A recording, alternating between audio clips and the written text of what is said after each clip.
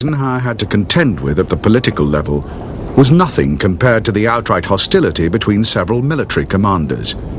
In particular, there was open rivalry between two of Eisenhower's most famous subordinates. The British Field Marshal Montgomery was a single-minded and determined commander and had led all Allied ground forces during the Battle for Normandy. As a result, he considered himself to be Eisenhower's number two, but by early September, the American General Bradley was equal in rank. However, Bradley had few concerns other than to defeat Germany. And it was his brilliant spearhead commander, General George Patton, who became Montgomery's main challenger for glory.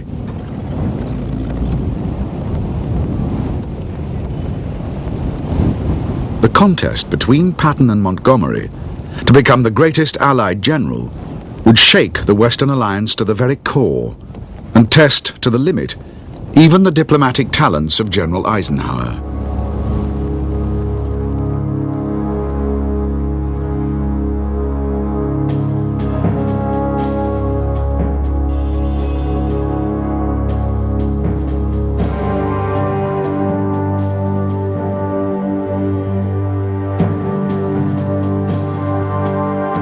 In 1939, Gert von Rundstedt had been brought out of retirement to command Army Group A for the invasion of Poland. Rundstedt fought a brilliant campaign, and in 1940 his forces helped conquer the French in just 6 weeks. Over the next 4 years, Rundstedt went on to fight successfully on the Eastern Front and in Italy, and never once lost a battle. In January 1944, Rundstedt was given command of the Wehrmacht in the West, with orders to deny the Allies a foothold on French territory. But by the end of June 1944, in the face of total Allied air superiority, it was clear that Rundstedt had failed. Hitler had continuously interfered and had not even allowed him to commit his reserves to battle without permission. Hitler accused von Rundstedt of being a defeatist and dismissed him at the end of the month. Rundstedt had resigned himself to the third retirement of his career when, 2 months later, he was suddenly recalled. In July 1944, a bomb had been planted by army officers in Hitler's headquarters. Von Rundstedt's successor had been implicated and committed suicide. Hitler now had a deep mistrust of all Wehrmacht commanders and knew that although Rundstedt was a defeatist, he was at least loyal. On September the 5th, 1944, Rundstedt once more became commander-in-chief of all Wehrmacht forces in the West. Field Marshal von Rundstedt was now 69 years old, and he had been in the army for 52 years. Many Wehrmacht officers believed he was tired and worn out, bringing nothing but despondency to the vital task of defending the Reich's frontier. Rundstedt knew he faced an extremely dangerous situation and was sure he would be defeated in the end. Nevertheless, he immediately began regrouping his forces and reinforcing the weakest sectors of the Western Front.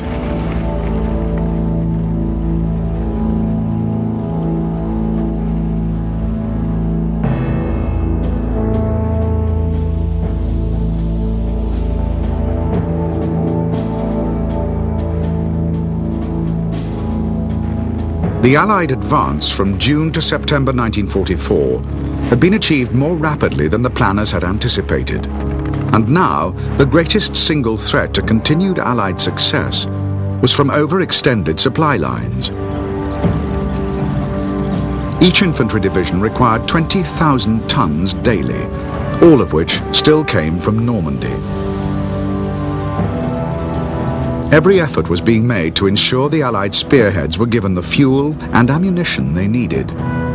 The most important was Operation Pluto, the laying of a series of pipelines under the sea, which directly connected Britain and France.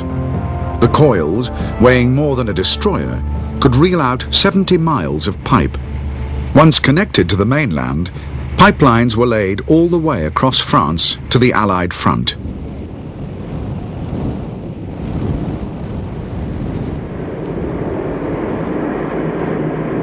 In preparation for the D-Day landings, the United States Air Force and Britain's Royal Air Force had dropped thousands of tons of high explosives on Wehrmacht road, rail and communication networks. Now that the ground forces were well established on French soil, the air forces could return the bombers to their original task of pulverizing German industry.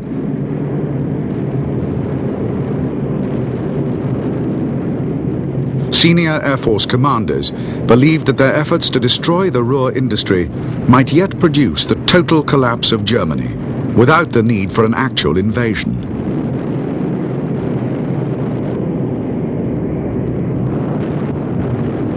As the liberation of France had progressed, the number of targets for the air forces had steadily diminished.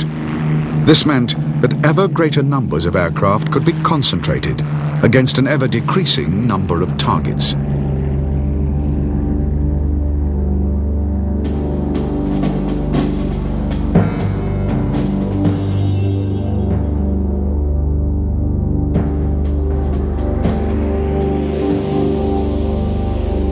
The P-38 Lightning was designed in 1936 as a high-altitude interceptor. Built by Lockheed, it was the company's very first military design. The distinctive twin-boomed Lightning first flew in 1939, when its top speed of 400 miles per hour was exceptional.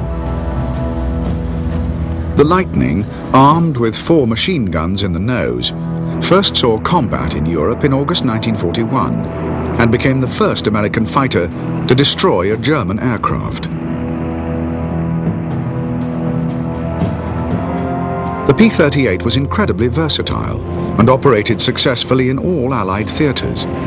As well as being a high-altitude interceptor, the Lightning's high speed would prove valuable in photo reconnaissance, as a long-range escort, and as a ground attack aircraft, often armed with 14 rockets. The Lightning was known to the Germans as the forked-tailed devil and became the only American fighter to remain in production throughout the entire war.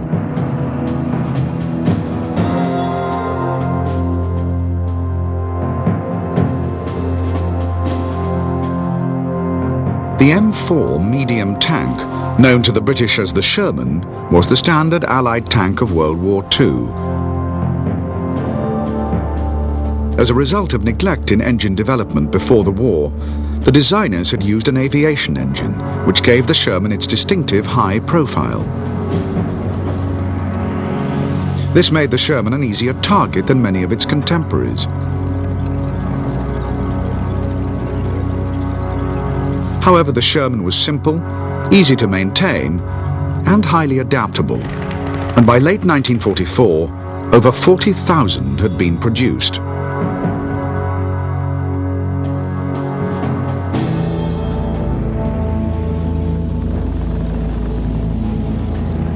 One of the most successful adaptations of the M4 was the M10 tank destroyer.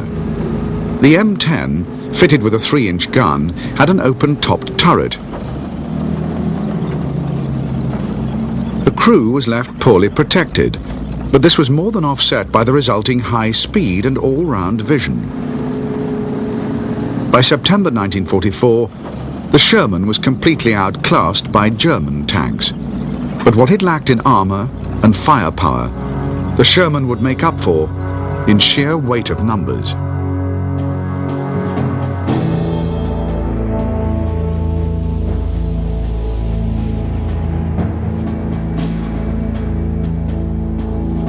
The Willis MB General Purpose or GP utility vehicle was known to Allied troops as the Jeep. The Jeep had a 4x4 transmission, which enabled it to negotiate rough terrain and reach up to 65 miles per hour on the open road. The Jeep was most highly prized as a forward reconnaissance vehicle for the main armoured spearheads, but it was a versatile machine. It was used extensively as a field ambulance and as VIP transport.